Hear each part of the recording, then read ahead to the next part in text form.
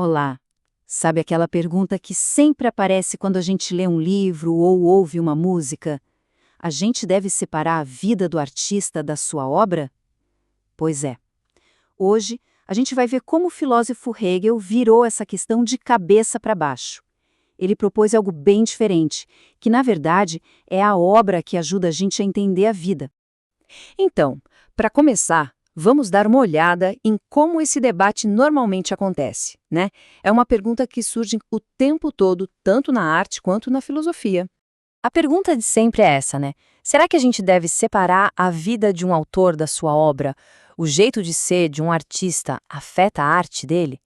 Dá pra gente gostar do que a pessoa criou, mas, ao mesmo tempo, fingir que a biografia dela não existe?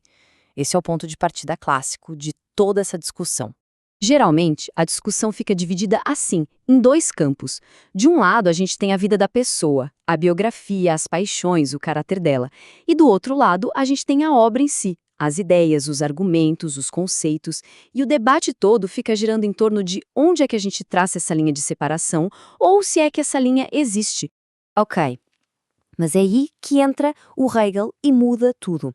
Ele olhou para esse problema de um jeito completamente diferente. Em vez de tentar responder a essa pergunta, ele mudou a pergunta em si. E aqui está a ideia central dele, que é uma inversão muito poderosa. Ele diz o seguinte: não é a vida que explica a obra, mas a obra que explica a vida. Ou seja, a sugestão dele é que, em vez da gente usar a biografia para entender a filosofia de alguém, a gente deveria usar a filosofia para dar sentido à vida do próprio filósofo. É o contrário do que a gente costuma fazer. O ponto crucial é exatamente este. Para o Hegel, a pergunta não é se a gente separa a vida da obra. A pergunta de verdade é como a gente une as duas coisas. A proposta dele é partir sempre da obra, sabe? Do pensamento por si só. E só depois a gente vê como a vida daquela pessoa se encaixa nessa história toda.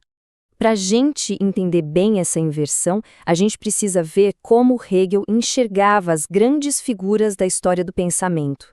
Para ele, esses filósofos não eram apenas indivíduos comuns. Olha só a expressão que ele usa. Ele diz que a história da filosofia é a galeria dos heróis da razão pensante. Percebe? Ele não está vendo os filósofos como pessoas comuns, mas como heróis. Heróis de uma força muito maior, a própria razão. E essa distinção que ele faz é fundamental. Pensa, por exemplo, num herói político, tipo um Júlio César. As ações dele são totalmente ligadas à personalidade, às ambições dele, certo? Agora, na filosofia, o Hegel diz que acontece o contrário. As obras, as ideias, são melhores e mais poderosas quanto menos estiverem presas à personalidade de quem escreveu. O verdadeiro protagonista aqui não é a pessoa, mas o pensamento livre. É a própria ideia se desenvolvendo através daquele indivíduo.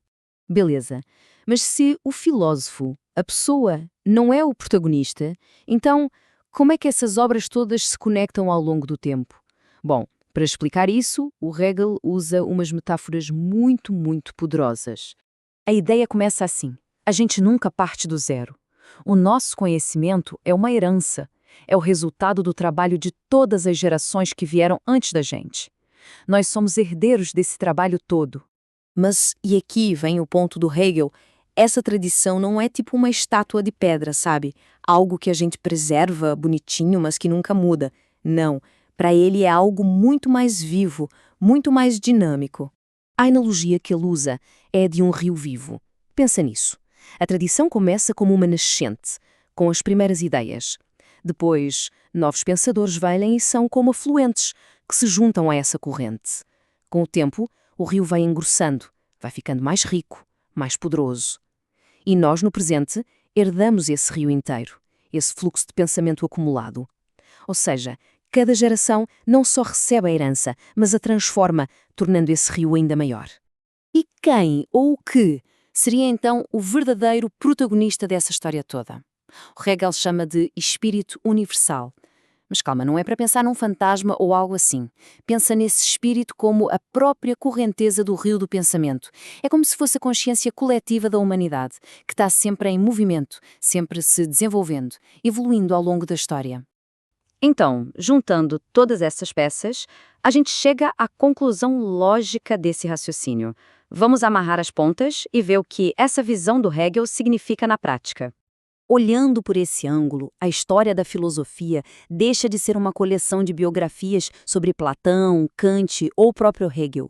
Ela se torna, na verdade, a história do próprio pensamento se descobrindo. Cada obra de um filósofo é como um momento, um capítulo, na autobiografia da razão. E a vida daquela pessoa, as lutas, as experiências, tudo isso só ganha um significado maior quando a gente entende que aquela vida foi o canal, o veículo, pelo qual a razão se manifestou naquele ponto específico da história. Isso tudo nos deixa com uma pergunta para pensar. Então, da próxima vez que a gente for ler um grande filósofo, o que a gente está encontrando ali? A voz de uma pessoa isolada, com a sua biografia particular? Ou será que estamos ouvindo um momento da grande conversa do pensamento universal? Um rio que, aliás, continua fluindo até hoje?